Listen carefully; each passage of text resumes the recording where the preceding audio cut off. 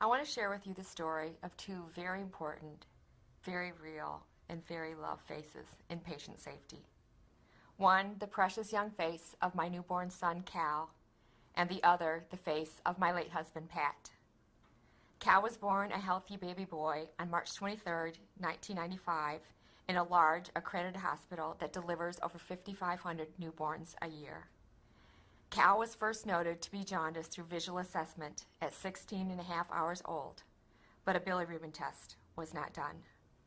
Cal's skin was described to be jaundiced again through visual assessment when he was 23 hours old, but a bilirubin test was not done. Cal was discharged from the hospital when he was 36 hours old and was described as having head-to-toe jaundice, but a bilirubin test was not done. The information we received about jaundice was a simple brochure that never mentioned jaundice could cause brain damage. We were told to put Cal in the window for sunlight, not to worry, and to call the newborn nursery or our pediatrician if there are any changes in sleeping, eating, or any other behavior. On day 4, I called the newborn nursery and told them that Cal was still yellow, lethargic, and was feeding poorly. They asked me if I was a first-time mom, and then assured me there was no concern since sleepiness was to be expected. They told me to unwrap him and tickle his feet, and if that didn't work, to call the pediatrician. We immediately took Cal to the pediatrician, and he noted the jaundice by visual assessment again. A bilirubin test was not done. We were told to wait 24 hours to see if he would improve. We continued to call the pediatrician throughout the next 24 hours, reporting that our child was changing before our eyes.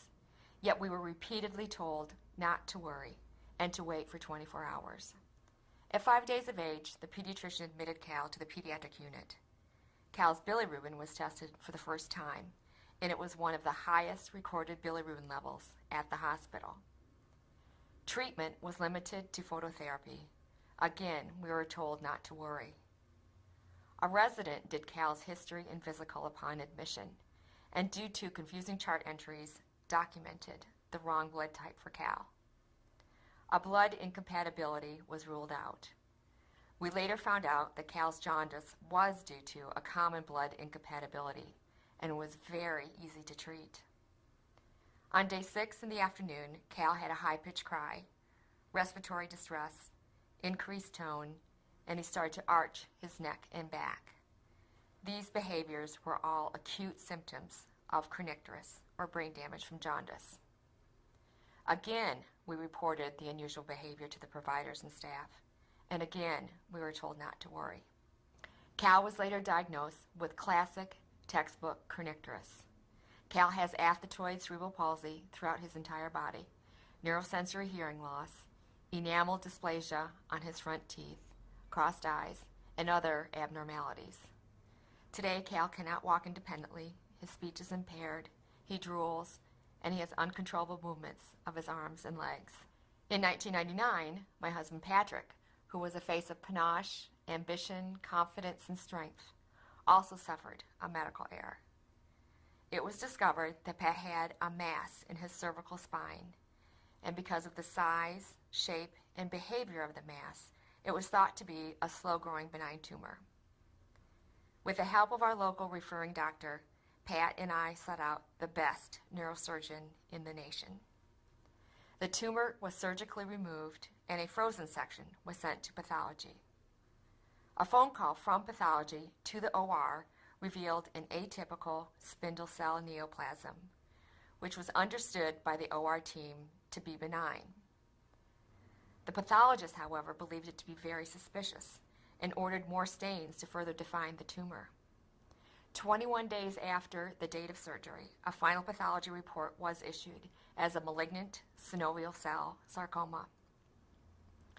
The report was apparently sent to the surgeon's office, but was either filed without the surgeon ever seeing it, got lost, or was misplaced. The cancer was never communicated to Pat, our local referring doctor, or me, and it went untreated for 6 months.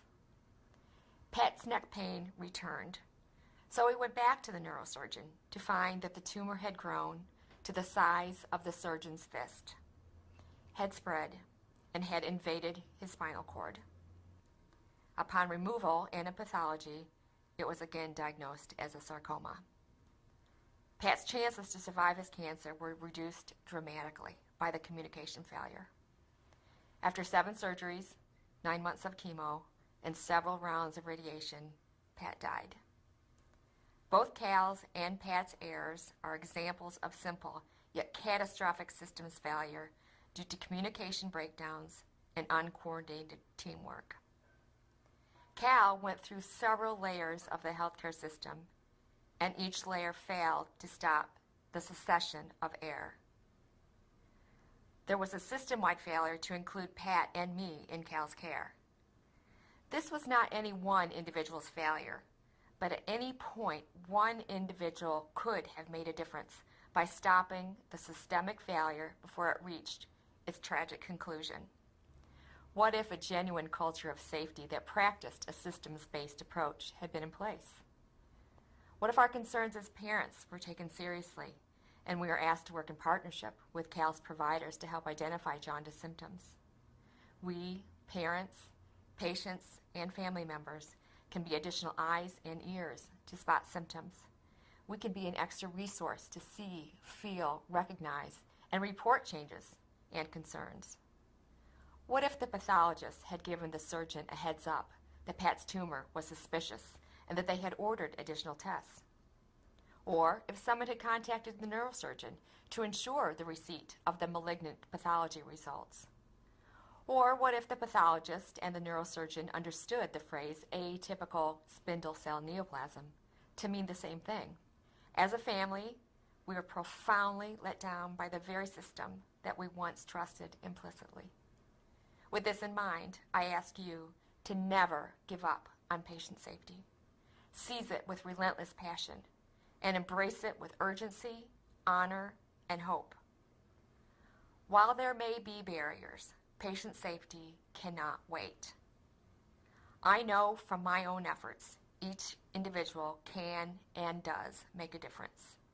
And I must say that I have witnessed progress, promise, and the power of partnerships since the errors in my family occurred.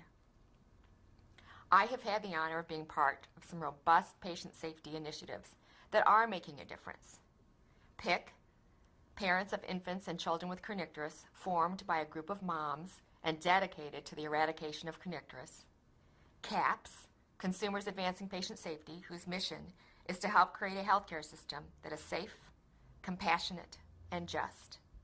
And WHO, the World Health Organization, which identifies the patient as the core of their newly launched World Alliance for Patient Safety and is dedicated to creating the collective voice of the global consumer in areas such as patient safety, solutions, reporting, and research.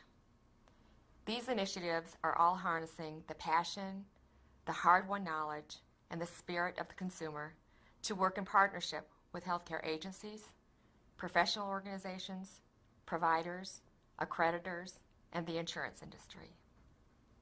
Your spoken word, your courage to challenge, your will to engage in teamwork, and your determination to ensure no harm can all be pivotal in determining if a patient lives or dies. You have a powerful opportunity to revolutionize patient safety by recreating how healthcare is delivered. As a team, as a system, as a champion. You are the front line. You are the decision makers. You are our partners. You are not just an individual working in isolation, but the pillar and the cornerstone in patient safety. Ask yourself, how can I be part of the transformation of healthcare and patient safety?